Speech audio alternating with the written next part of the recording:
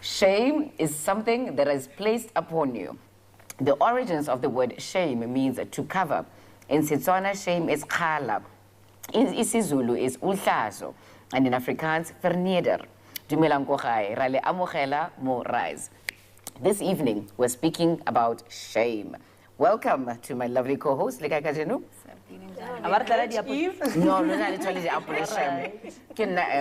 No, before we get into it, our team went to find out what young women across the country think of shame. Let's take a look.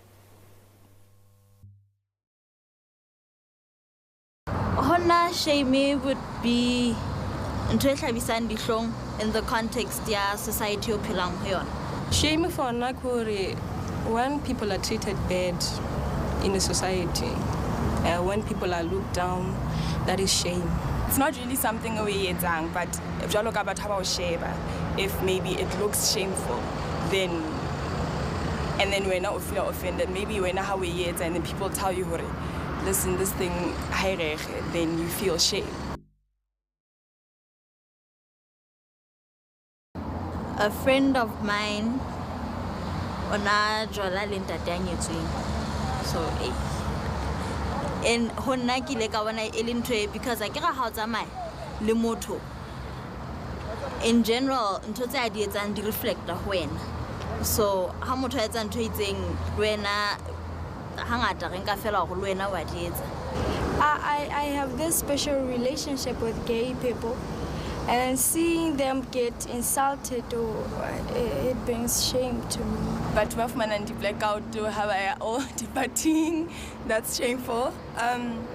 Yeah, it's not there.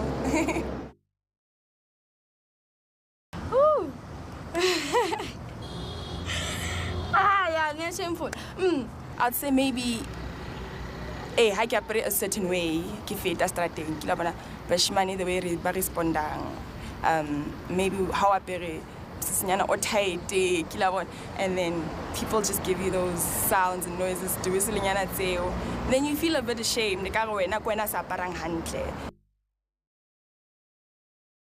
As you can see, I'm a big girl, so many people have they have said something about my weight, and it has made me feel ashamed. You know, I used to ask myself, what is wrong with me? Why are people treating me this way? Those sort of things.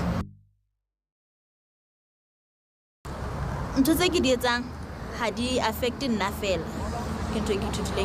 Despite I have to consider the impact in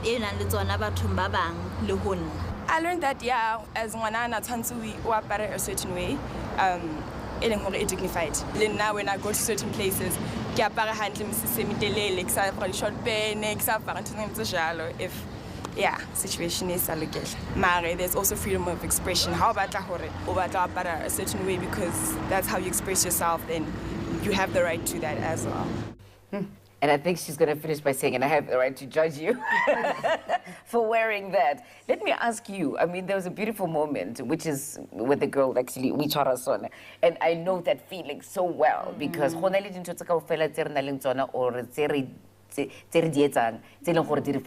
is it for you? What is it that you're most shameful about?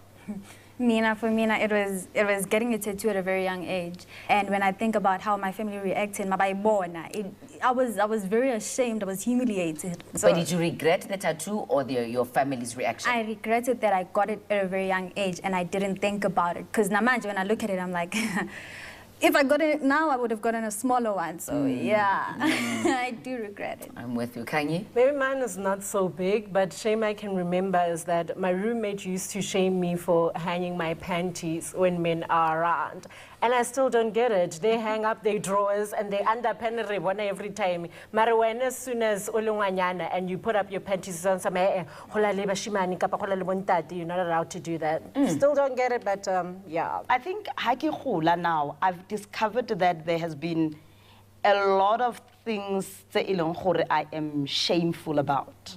And a lot of them are not are not as obvious that, you know, people would be able to see, you know, but they are often about realizing there's a lot of the way that I live my life, what I believe in that is outside the norm. And you are not, for me, I'm not shameful with everybody. So there's, you know, it's like when you are, for an example, at a family function and you have to be conscious, hey, I must behave this way because this is what is expected of a woman. Right. It's almost as if you are really ashamed of the woman that you have become, the true you that you have become. And you end up living an ideal way, like you end up having your ideal self instead of your real self, and that's a problem. So we're not giving women the opportunity to explore all aspects of yourself. It's really critical, I think, for our young women. Shame, you have to take it on, whether consciously or subconsciously. But I'm hoping after this show, they'll realize like it's something that you choose, whether it affects you in many ways or not. Reverend Phumzile Mabizela.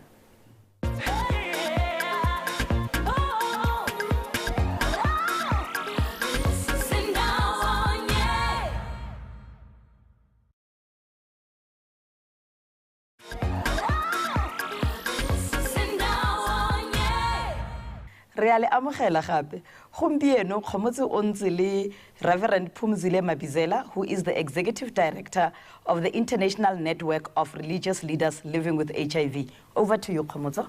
Thank you very much, Reverend. Welcome to the show. Up until this point, we've been doing a lot of shows, and they're very different. Whether we're talking about contraception, whether we're talking about unplanned pregnancy, creating our own futures, shame comes up a lot. What are the traditional or cultural and as well as religious roots of shame? Because it comes up so often in our lives, which means that it's a big deal. You've already referred to the systems that affect us, because one of the issues that shape our moral values is the way we are brought up, your background, and also your cultural beliefs and values. When it comes to religion as well, it's another system that brings in another set of moral values. So you have these layers of values that you have to somehow integrate and use them in your life when you make decisions. Right. Now, ihlazo unfortunately comes from other people expecting you to behave in a certain way. And I think the key is knowing who you are, what are your choices in life, and being able to actually make informed choices. Because if it comes from other people, then whether the values because we live in communities, and therefore, and how reject one aspect of it, there's a big chance that you will be either frowned upon or shamed, out of existence, so to speak. No, that is true. However, because of all these systems that you have to work with in order to develop your own moral values, you internalize them. So they form part of who you are. Your identity is very much linked to those moral values. Even when you are exposed to your realization or getting more informed on your rights, you still have that layer of issues that you have internalized. Right. And it's actually a bargaining exercise where you say, am I willing to take that risk, or am I not willing to take that risk? You, though, you're quite the irreverent reverend. Well, I don't know what that means. Well, it means that you say that you've never experienced shame because you've just never allowed it to come into your space. How do you manage that in a country in the expectations to behavior? It's a long journey. It's not easy. I think it's a long learning process. You make choices, you make mistakes, you choose people who will be your mentors, you learn different ways of reading the Bible, the Quran, because there are different theologies out there, but most of the time we are not even exposed to them. Sure. So with my level of exposure, I've been fortunate enough to be exposed to women who have made decisions or choices in their lives that give them the liberty to live their lives in its fullness. Sure. So that's basically how I lived. Also at home, my father affirmed me as a girl. So growing up, I always know that I'm a human being. I'm not a sub-human being or someone inferior. But then your father at the same time was a catalyst in changing your mind about how life should be and how you're going to carry yourself. Tell us about that. That is true. The way he brought us up is basically he helped us to understand that we are all very important in the eyes of God. So what we tend to get mixed up in our communities is the issue of sex and gender. Right. Sex is biological, you are born in a certain way, but gender is learned. So it's your parents who choose how they are going to construct you as a human being. So basically what you become starts from the clothes that your parents buy for you, the toys that your parents buy for you. So the whole issue of differentiating between sex and gender, it's very important in Africa, even for boys, because they don't realize it's a system of patriarchy, which actually promotes the oppression of women. It also dehumanizes men, because it puts them on a pedestal, and then there are all these expectations, and then they think, I will never be shamed, I'm a superhuman being, which is of course not. What about, I find that a lot of these things have a lot to do with sex or women's sexualities, not so much with men. An effort to, that shame is the source of a lot of things that are related with us owning our sexuality. What's that about? You know, we were told for a very long time, you don't talk about your genitals. You don't talk about your sexuality. Never mind touching them. Oh, no, you don't even go there. You don't even go there. No. Now, sexuality is a gift from God. Our sexuality is just as important as our spirituality. So once you focus on nurturing your spirituality and you ignore your sexuality, you are not growing as a whole human being. So our sexuality, you are right, your letter is shame, because once you become aware of your sexuality, you almost have to hide. You know, this is not something that I'm supposed to talk about. Right. So we need to find ways of saying to people, actually for a very long time, we were given an incorrect information on our sexuality. That is the first thing. Right. The second thing is, when people don't know how to teach young people or older people about sexuality, sometimes they reject it completely because they don't know where to start, right, or they give you incorrect information. Who are the custodians of this shame? Yeah. Like, who owns it? It goes right across. Imithetho ekhona kuma cultures ethu. They are mostly developed by men, but the gatekeepers are women. Right. Yeah. So we internalize these things and we tell ourselves, in order to be perceived as a good woman, I need to promote these teachings because they are part of our culture. And that elevates you as umfazi obamba umthetho. It does. And what it does is that a younger woman who is watching you says, there is my role model. I also want to be like her. Meanwhile, you go through a process now at night when you're sleeping all on your own. You know that some of the things that you are promoting are not right. Indeed. So tell me about your congregation or congregations that you work with. What kind of incidents of shame do you find young women suffering from that you need to then counsel them out of? Okay. One of them is when a young woman falls pregnant in the church. Of course. What tends to happen is you are called to the pastor's office, you are giving a long lecture or counseling, and some of them are excommunicated. In some cases where your church has uniform, right, you are asked to stop wearing your uniform for some time until you've given birth to the baby and you'll be forgiven. Now, the irony of it all is nobody asks, where's the boy? We don't impregnate ourselves as women. Where are these men? Or by the Holy Spirit. No, that only happened a long time ago with Mary. Once.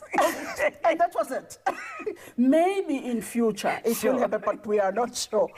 Now, even when people know who has impregnated you, most of the time, indeed, nothing gets said about that man. It's your responsibility. You should have chosen not to fall pregnant. Now, the problem yet is that biologically you can see what I'm pregnant. There are lots of men who are walking around pregnant, but right, we don't see them. That's their advantage. Reverend, when we come back, the conversation continues, and we'll be speaking about shame.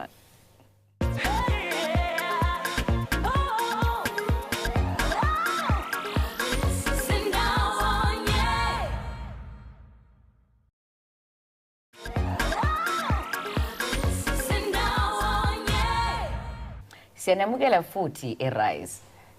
I've invited all of my co-hosts to join us because this is our last episode of this season. And shame, as you all know, has been a recurring theme. In which episodes does it stick out the most? And if you have any questions for the Reverend, what would it be about shame? For me, it's the unplanned pregnancy episode. You know, as young people, when you're pregnant, it's almost as if you're wearing your shame for everyone to see. And that limits us from certain choices that we can make. How do we overcome those feelings of shame? Explore all the choices we have at that point, Reverend.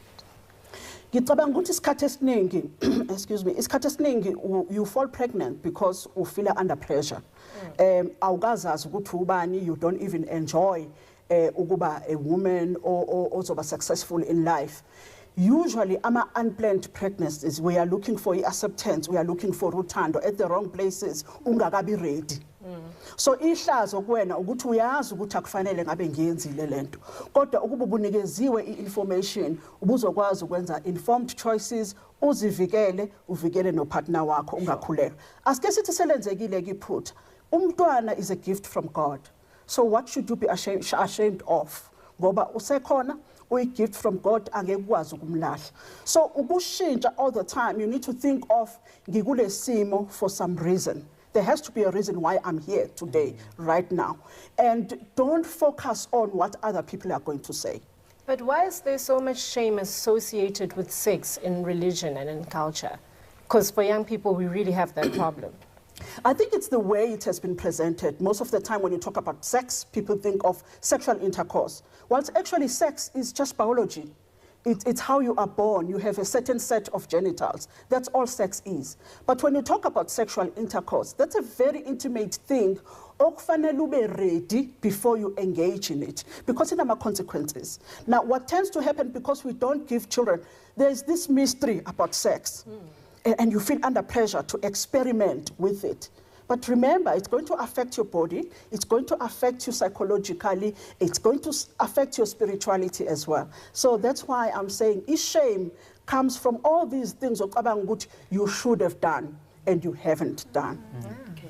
Now, a number of young women are infected with HIV, and it's yet another area, I guess, associated with sex again, that when they get that diagnosis, they feel is the end of the world. How do we help young women who are living with HIV overcome that shame and that guilt of being HIV positive? And also bearing in mind that you are living openly. Yes. And you disclosed, you know, just tagging on to your question, levels is like what allows you to be able to just say to total strangers and people that you know, yes, I do have an HIV infection and this is how I'm living with it. Yeah.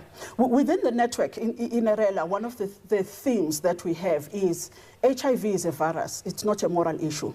Okay. One. Two, people need to understand that there are different transmission modes of HIV. Are we totally telling a sexual intercourse? It can be a blood transfusion, it can be an injection that was used on you, such that prevention strategy AABC, we have changed it, and we have a new one, SAVE, which stands for Safer Practices, Access to Medication, and VCT and Empowerment of Women. Now, living with HIV, in my case, for instance, when I was diagnosed in 1999, I was devastated, of course. But then I had to reflect on who am I? What is this HIV going to do to my body?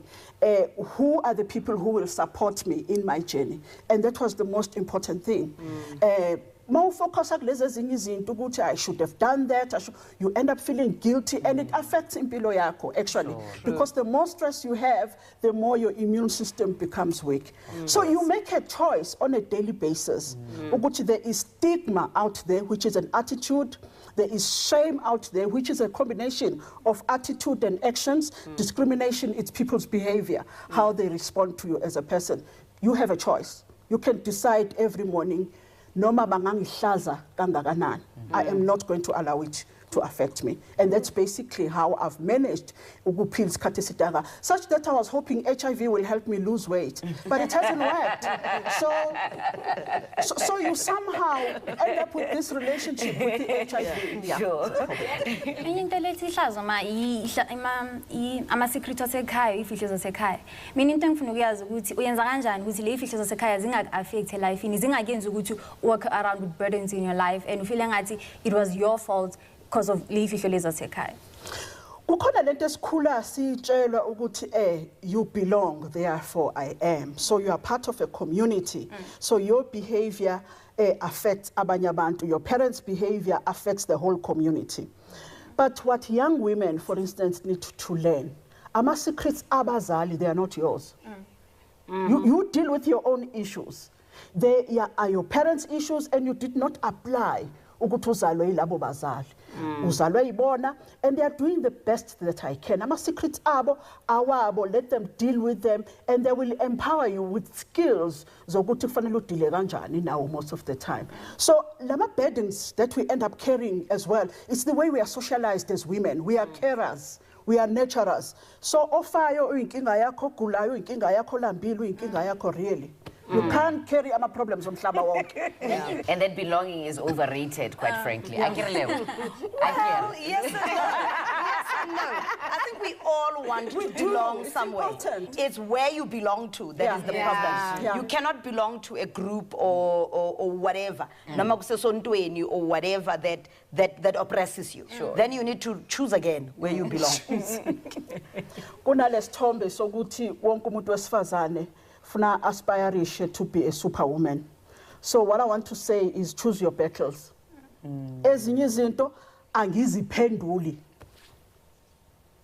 And that has liberated me. Ayiyona yami angizuyiphendula. Ngoba if you are trying to solve all the problems of the world uzogula ngekhanda bese udinga counseling. All the time. Listen, this has been an incredible 26 episodes. That it's certainly changed my life. I hope to the young people here and the older ones. Oh, absolutely. Like us, that your lives as well at home have somewhat been transformed. And thank you so much for joining us in these first 2 seasons of Rise. We hope you've enjoyed celebrating with us. What is it? When you think back to kind of things, reflecting,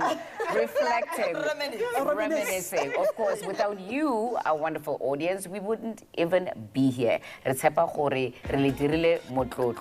remember to keep the conversations going on Twitter, Facebook, and Mix It Reach. Guess what? It's a wrap. See you next time. Bye. Whoa.